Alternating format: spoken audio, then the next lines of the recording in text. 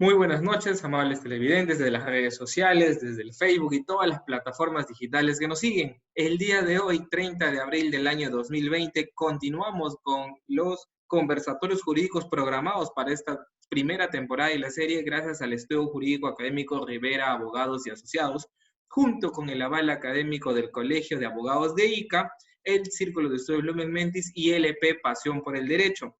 Después de una serie de invitados de renombre, ya estamos llegando casi a la parte final de esta primera temporada de los conversatorios jurídicos, a razón, lógicamente, del tema de la pandemia que estamos tratando de brindarles a ustedes una muestra distinta de formación académica. Y el día de hoy no es la excepción. Tenemos hoy día un jurista de nombre, un gran amigo, catedrático, docente de casa. Y cuando digo de casa significa de nuestra región, de nuestra ciudad, que si bien es cierto, ya lógicamente se siente loretano de corazón por tantos años, por la ciudad que lo ha albergado. Y el día de hoy pues tenemos como invitado al conversatorio al doctor José Napoleón Jara Martel, quien es decano de la Facultad de Derecho y Ciencias Políticas. Y como lo hemos venido haciendo por todas las entrevistas, es necesario hacerle lógicamente una presentación. Él es abogado egresado por la Universidad Nacional Mayor de San Marcos con maestría y doctorado en la Universidad Nacional de la Amazonía Peruanas, es profesor principal de la Universidad Científica del Perú, ha sido asesor legal o jefe del área de asesoría legal también de la Universidad Científica del Perú, y como último de sus logros está dentro de la universidad ahora ocupando el cargo de la decanatura de la Facultad de Derecho y Ciencias Políticas. Además, lógicamente, ha sido docente en Derecho Penal de todos prácticamente los abogados que han pasado por las aulas de la Universidad Científica del Perú, a la cual lógicamente estoy orgulloso de llamar mi alma mater. Sin más preámbulos, démosle la cordial bienvenida al doctor José Napoleón Jara Martel para tocar el tema que él lógicamente ha elegido y conversar con nosotros, que es la educación superior en tiempos de coronavirus. Doctor Jara, muy buenas noches. Buenas noches. Muy agradecido por la invitación, doctor Rivera, un directo alumno. Antes de empezar, quisiera expresar mi homenaje a todas aquellas personas que han fallecido por esta pandemia llamada el COVID-19, a los policías, a los enfermeros, a los médicos que han estado en la primera línea de batalla frente a este virus, y saludarte también este día especial que nos volvemos a encontrar de manera virtual. Definitivamente, doctor. Muchísimas gracias por esas palabras y este homenaje, en rendirlos, lógicamente, a las personas que en este momento se encuentran falleciendo. Es lamentable y es la primera situación de arranque en esta entrevista que usted nos está dando, una excelente lección, que es justamente eso. Si estamos haciendo entrevistas virtuales ahora es para tratar de mitigar el problema quizás que estamos viviendo las personas que estamos en confinamiento o en aislamiento, pero no debemos dejar pasar, como usted lo dice, y gracias por sus palabras, a estas personas que se encuentran falleciendo ahora, y es una realidad latente definitivamente, para la cual vamos a tener un momento de reflexión casi al final de la entrevista para dar unas palabras más para ellos y quizás algunas palabras de aliento para todas las personas que están sufriendo y que podríamos ser cualquiera de nosotros. Doctor Jara, cuando nosotros cordialmente tuvimos la situación para elegir el tema de hablar sobre la educación superior en tiempo de coronavirus, en este ciclo de conversatorios o de entrevistas hemos tenido la decisión de conversar sobre temas penitenciarios, prisión preventiva, digitalización del proceso, desalojos, de la oralidad del proceso civil, pero cuando hemos hablado o hemos decidido elegir el tema de educación superior, ¿quién mejor que la persona quien ha impartido educación superior por tantos años y hoy ocupa la Facultad de Derecho de nuestra alma mater, que es de la UCP? Entonces, al nosotros pensar en usted para poder llegar a conversar y dialogar sobre ese tema, creemos que es la persona más idónea para orientarnos en qué es lo que va a suceder a razón de esto. Como usted sabe, usted ha brindado clases de forma presencial a muchas generaciones de abogados dentro de la UCP. Sin embargo, el día de hoy, 30 de abril del año 2020, estas circunstancias han variado enormemente y estamos seguros que la educación superior va a tomar un giro de 360 grados al menos para los que han estudiado en Loreto, en los cuales la educación casi es más presencial, casi no hay clases virtuales, y vamos a empezar un nuevo ciclo, una nueva forma de educación. Sobre este extremo, doctor, yo quisiera que usted nos comente, nos indique qué nuevos rumbos viene para la educación superior, porque realmente es incierto. Si bien es cierto, no solo para la educación, para todo lo que va a pasar, pero centrándonos en este tema. Muy bien. Efectivamente, Paolo, nos encontramos en un momento crucial. Eh, Nosotros estábamos acostumbrados a las clases presenciales y semipresenciales, pero las clases virtuales son la mejor oportunidad, creo, para romper esquemas y paradigmas. Nosotros en nuestra universidad y seguramente en muchas universidades del país, las clases han ido desarrollándose básicamente de manera presencial. Desde la época de Sócrates, Platón, Aristóteles, así ha sido. Sin embargo, esta pandemia nos pone en una situación en la que tenemos que adecuar nuestras capacidades a una nueva forma de enseñanza que es a través de los medios virtuales. Y los profesores, los docentes, tienen que adecuarse prontamente a esta forma de enseñanza. Las crisis a veces resultan necesarias para adecuarnos a un nuevo sistema, en este caso a un nuevo sistema de enseñanza. Eso supone que hay que manejar plataformas y sistemas. Encontramos en nuestro medio muchas plataformas que felizmente existen para salvarnos de esta situación. Por ejemplo, esta que estamos utilizando esta noche, que es el sistema Zoom. Hay también el sistema Loom, Classroom, Google Meet, Google Jamboard, PowerPoint, Skype, etc. Los docentes tenemos que ponernos a tono con la tecnología, con las plataformas virtuales prontamente. Y eso es imponderable porque en este ciclo que nosotros habíamos empezado y faltaba terminar, hemos tenido que terminar una primera unidad de manera presencial, pero la segunda unidad ya tenemos que hacerla de manera virtual. Entonces, es un reto para los docentes, pero también para los alumnos. Definitivamente. Eso quiere decir, doctor, que ya se sabía perfectamente que la situación de la pandemia y lógicamente el aislamiento social iba a continuar. Entonces las universidades van a empezar a utilizar plataformas digitales para poder impartirse.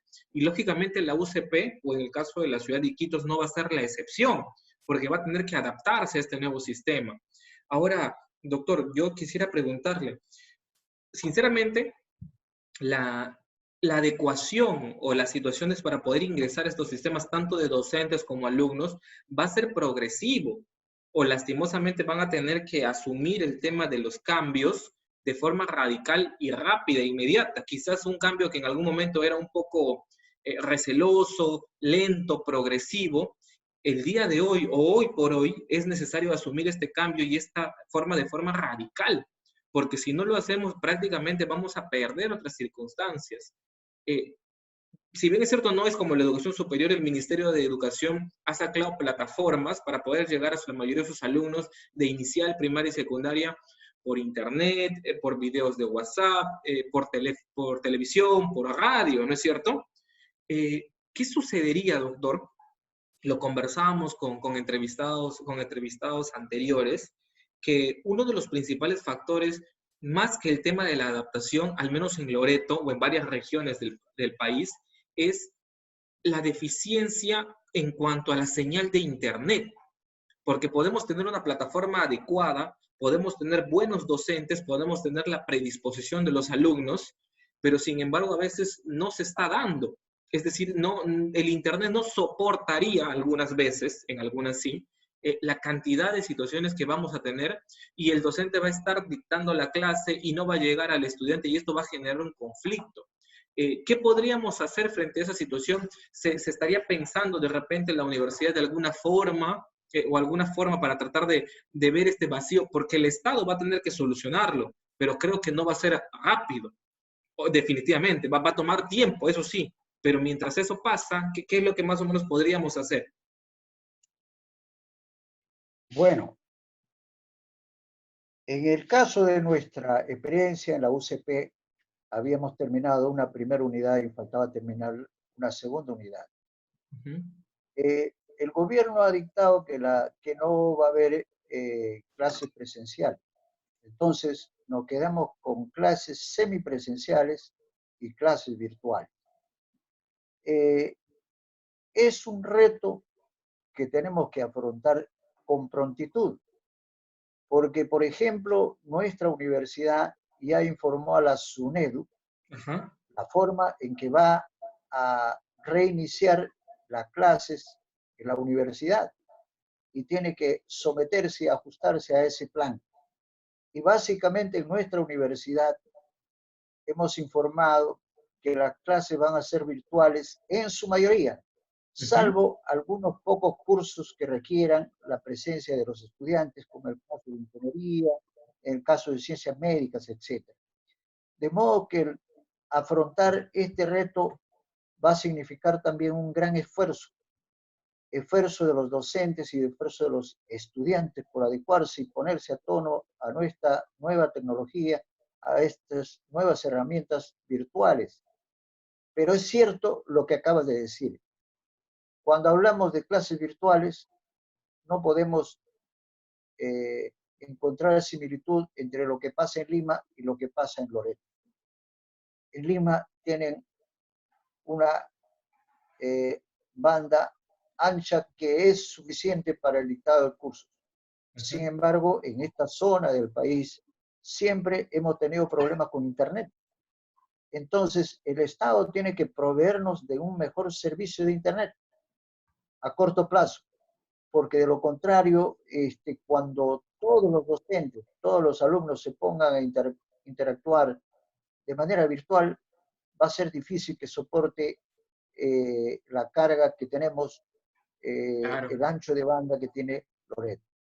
definitivamente. Entonces, es necesario también, aparte de eso, tratar de...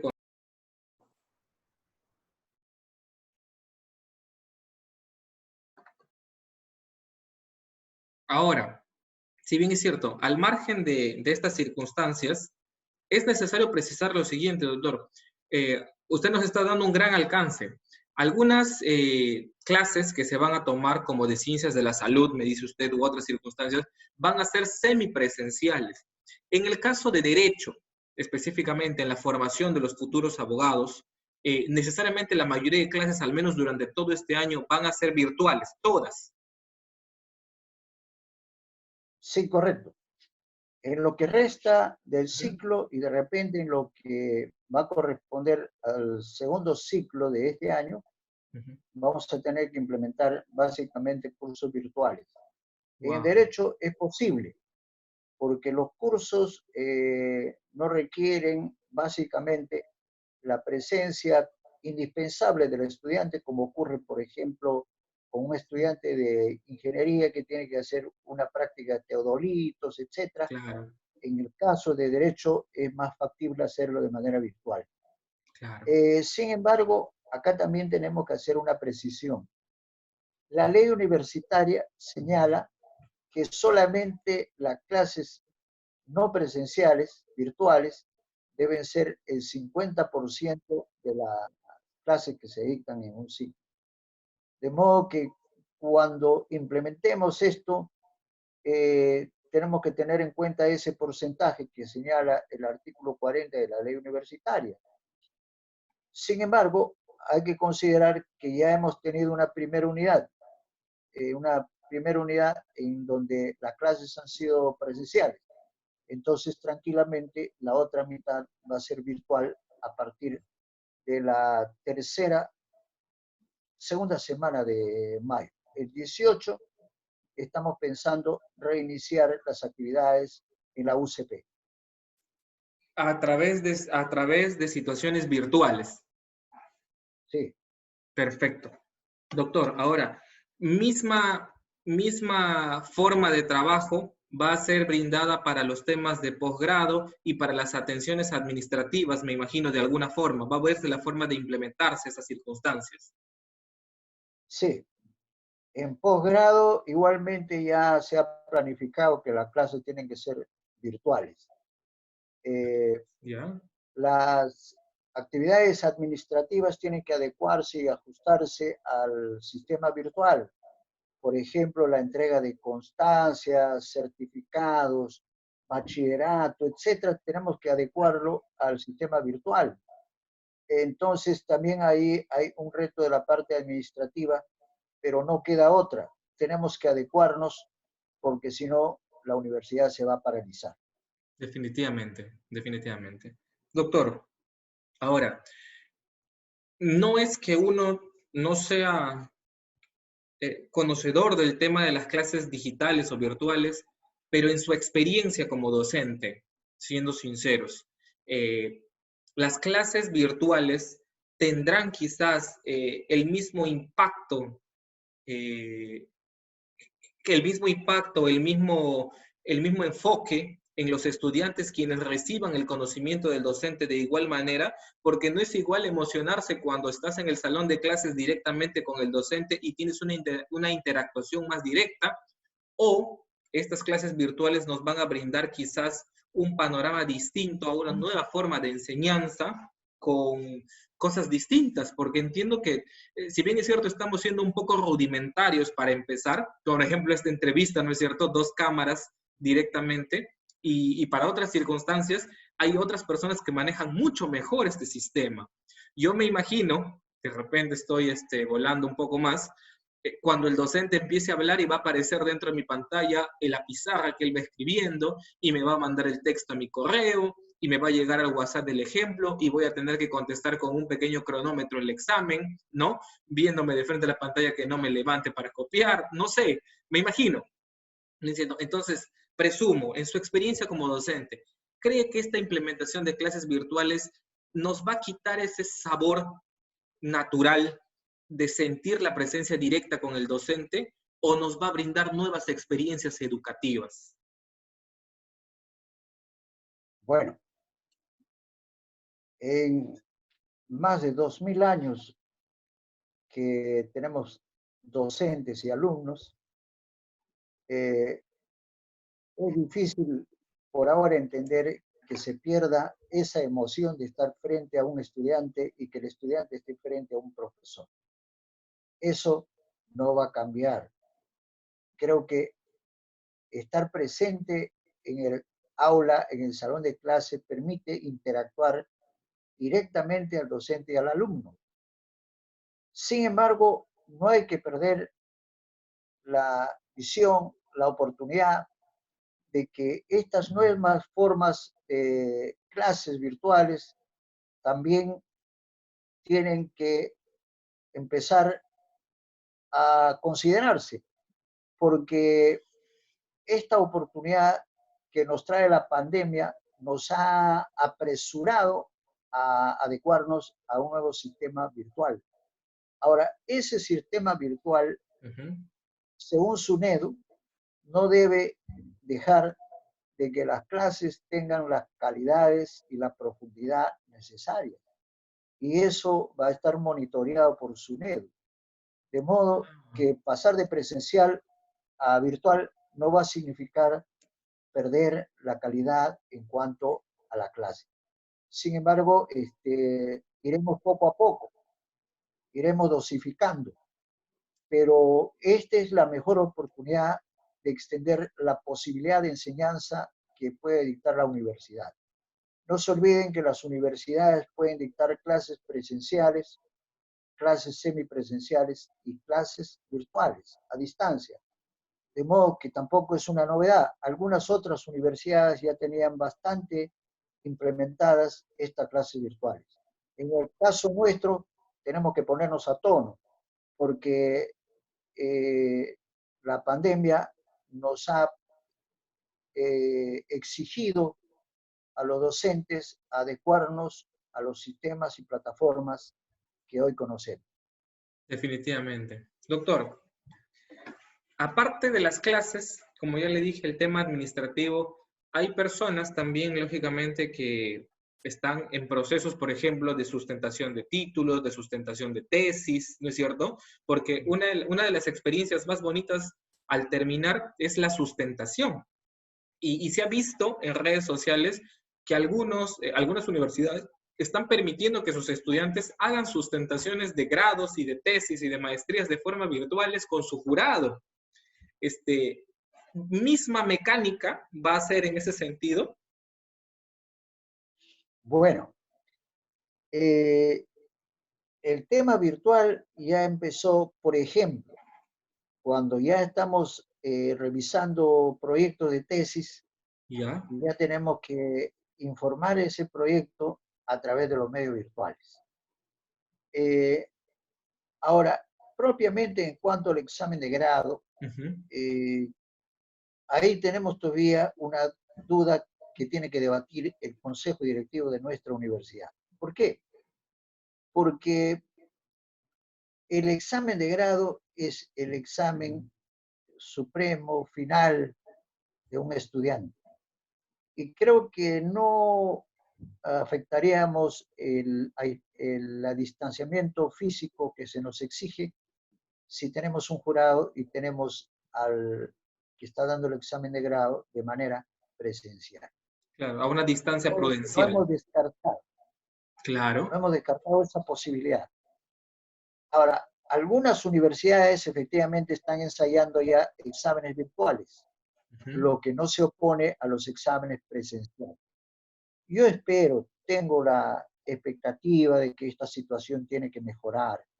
La pandemia no tiene que durar ad infinitum, tiene que Claro. en algún momento recuperar nuestra normalidad. Entonces, espero que sea a corto plazo, de modo que podamos volver a los exámenes presenciales que estábamos acostumbrados y que es el cenit, el punto final de un estudiante de posgrado que quiere lograr su título o un examen de pregrado cuando el estudiante también quiere lograr el título profesional de manera en un examen público. Entonces, eso está pendiente, Está está pendiente. pendiente. Esperamos que la situación mejore. Si Está la bien. situación no mejora o empeora, entonces tenemos que ir a los exámenes virtuales. Perfecto. Está clarísimo entonces para las personas.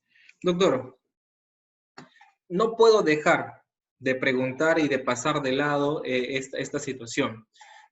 Yo he sido su alumno, usted ha sido mi docente por varios ciclos y de muchas personas que nos están viendo ahora en lo que es el curso de Derecho Penal. El curso de Derecho Penal, a diferencia, sin menospreciar a los otros derechos, civil, comercial, entre otros, tiene una riqueza natural que es el debate.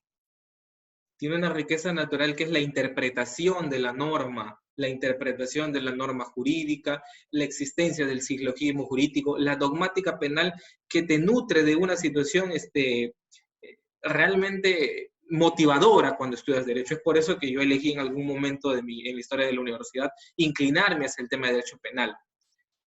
Usted, doctor, ya dejando de lado las situaciones de la SUNEDU, de la UCP, le pregunto a usted como experiencia personal, ¿cómo cree que usted va a llegar a dar sus clases en Derecho Penal a esta nueva generación en esas circunstancias en las cuales va a estar? Al margen que la SUNEDU le exija el tema normal de la clase virtual, pero sinceramente, ¿cómo cree que los alumnos van a responder frente a eso? Porque yo, particularmente, y muchos, tienen gratos recuerdos de estas clases de Derecho Penal, porque es interesantísimo.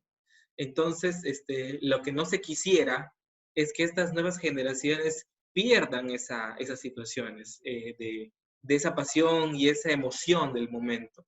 Usted específicamente, oyéndonos al derecho penal, que requiere muchísima más interactuación que otros derechos en los cuales el docente viene y expone su tema y el alumno escucha y capta. En el derecho penal hay más debate y a veces, como lo estamos viviendo ahora en nuestro debate pequeñito de esta conversación, tenemos problemas a veces hasta el Internet. Entonces no sería agradable que un alumno esté, doctor, disculpe, pregunta, y ¡blum! Se te caiga la plataforma. Y mientras esperamos que se conecta, ya se pasó la magia o se le fue la pregunta. Entonces, ¿usted cómo cree más o menos que va a ser la primera experiencia? Y le aseguro, discúlpeme, quisiera que cuando ya tenga la primera experiencia volvamos a tener otro conversatorio para comentarlo, qué tal fue, porque para mí particularmente es novedoso esto. Eh, Efectivamente, Paolo, no hay nada que supere por el momento las clases presenciales, especialmente en algunos cursos. En mi curso, las clases eran siempre interactivas, porque prefería tener salones en donde los estudiantes preguntaran, cuestionaran, interrogaran al docente. Y eso es insuperable. Además, las clases mismas te brindan emociones eh, que tal vez no se tengan con este sistema virtual. Pero también hay que pensar que esta forma de enseñanza virtual es una apuesta al futuro. Que cuando nosotros los docentes ya manejemos completamente el sistema virtual, eh, podamos transmitir esas mismas emociones, aunque sea difícil.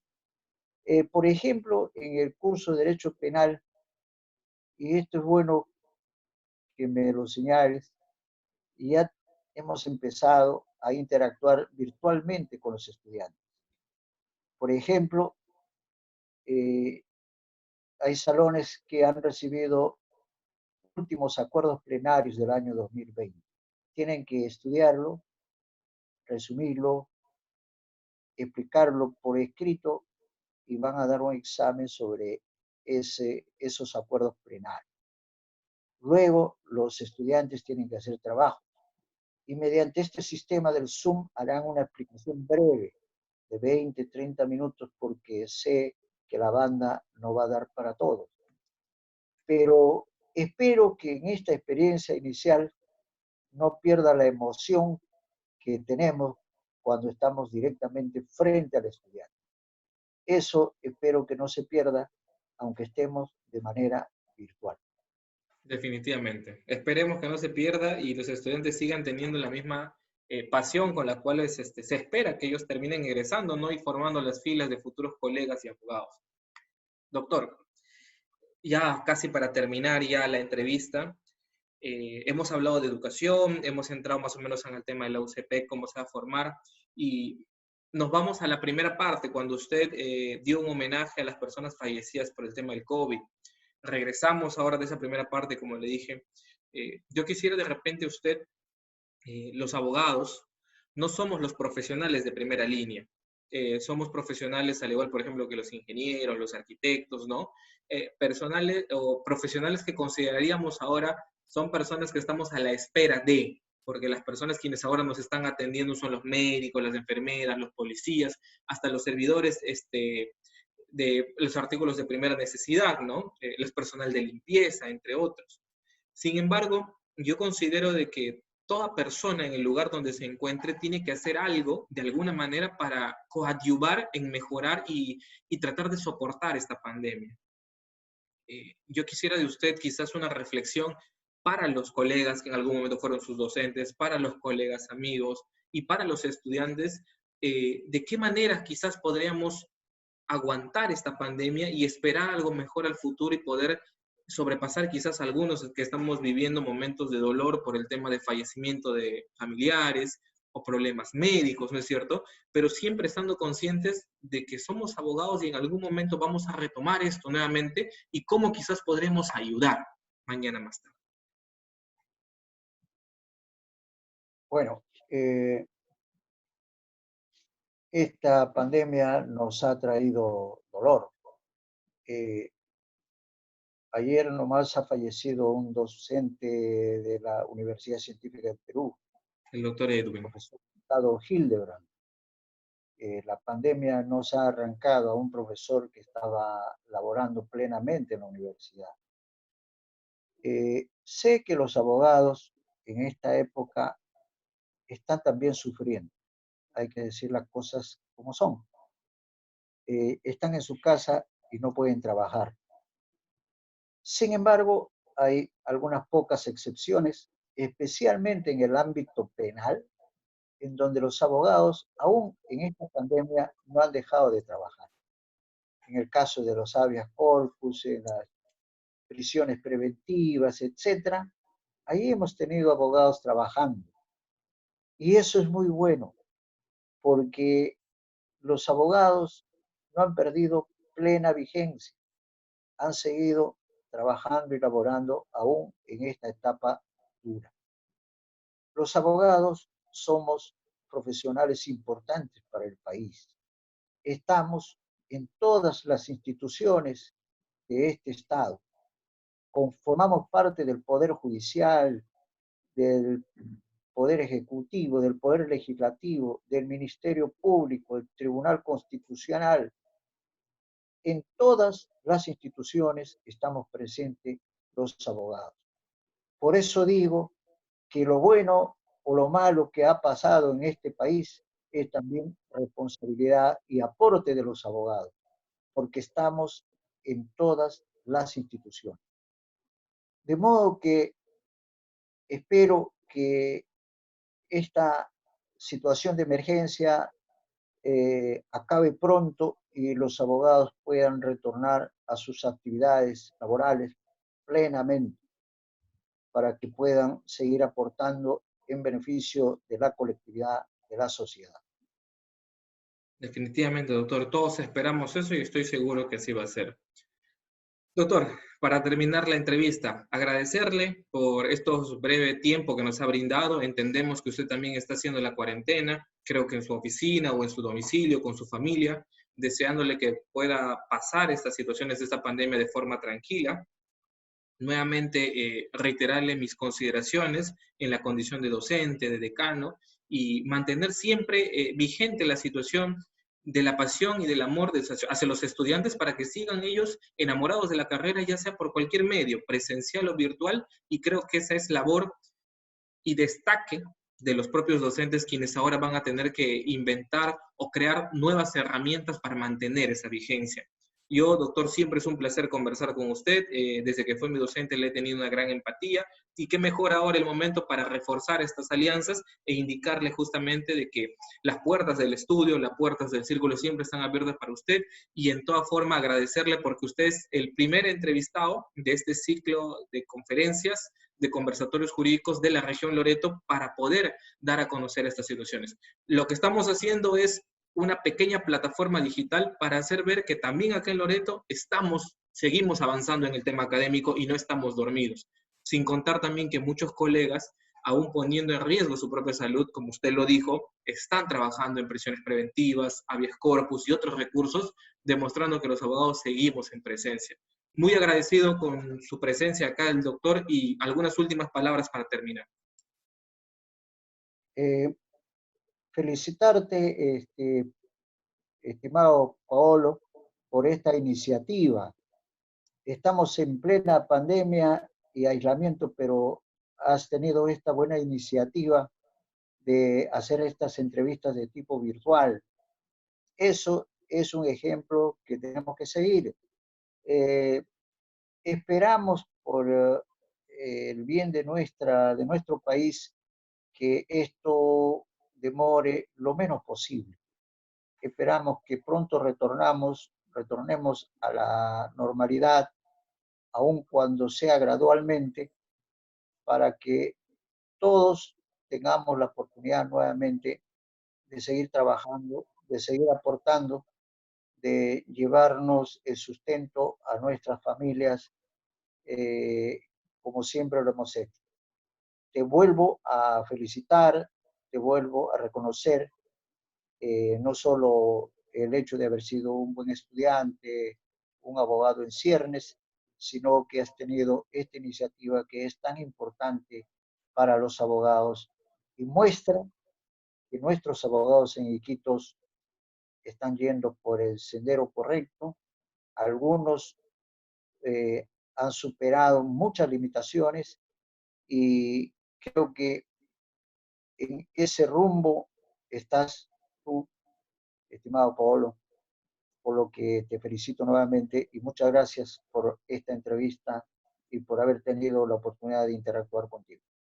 Muchísimas gracias a usted, doctor. Siempre mis respetos y consideración, agradecido por todo. Amigos, esta fue la entrevista con el doctor José Napoleón Jara Martel, decano de la Facultad de Derecho y Ciencias Políticas de la UCP. Y para terminar, yo estoy seguro que la facultad, y no solo la UCP, sino la UNAP y todas las universidades o las instituciones de Iquitos y de Loreto van a poder afrontar este tema de la pandemia. Doctor Jara, muy buenas noches, agradecido con usted y agradecido con los que nos están viendo el día de hoy. Mañana termina la primera edición del conversatorio jurídico y cerramos ya con la última entrevista que ya ustedes deben saber según el cronograma. Será conmigo hasta mañana. Muy buenas noches, doctor Jara. Muy buenas noches a todos ustedes. Muchas gracias. Buenas noches.